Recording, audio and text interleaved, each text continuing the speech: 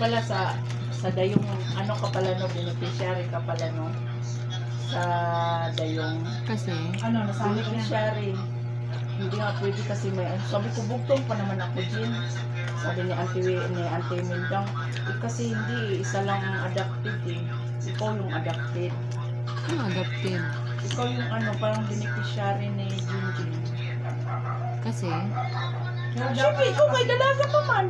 Pero dapat kasi dalaga pa rin ng tayo, wala naman tayong ano, hindi man tayo na-change. Yun nga ang sinabi ko kay Auntie Mildang. Sabi ko, Auntie, ano mo kami Auntie?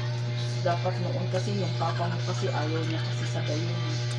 Sabi ganun. Oo, si mama mo lang kasi nagano ng dahil. sige, continue mo natin, Jean. Si mamang lang talaga, alam mo kung sino nag-registered kay mamang pera, kay Auntie Mildang. Tago-tago nila yun. Tago-tago nila yun. Parang i-continue ata ni Ate Jean. Oo, ano ngayon? Biruin mo lang ngayon, nung ano, ilang patay lang eh. Ilang patay yung ano eh. Ang daming sunod-sunod na patay. Nung nandun, nung umalis kayo, halos 3, sunod-sunod. Ang lalaki pa naman ang binibigay niya. Di, kay madami na kasi sila. Papang konti pa lang is 60 daw.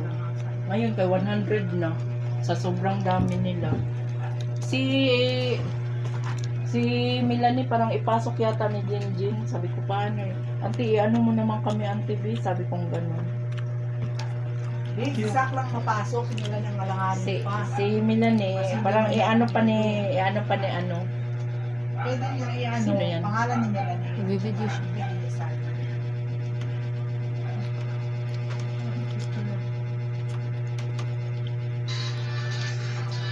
Kaya mo si anak ni Auntie Mildang kasali lahat. Ay si Ellie lang pala ang hindi. Bakit yung nakasali lahat? Inano ni Auntie noon pa. Oo. Matagal na din kasi na member si Auntie. Sabay nga sila.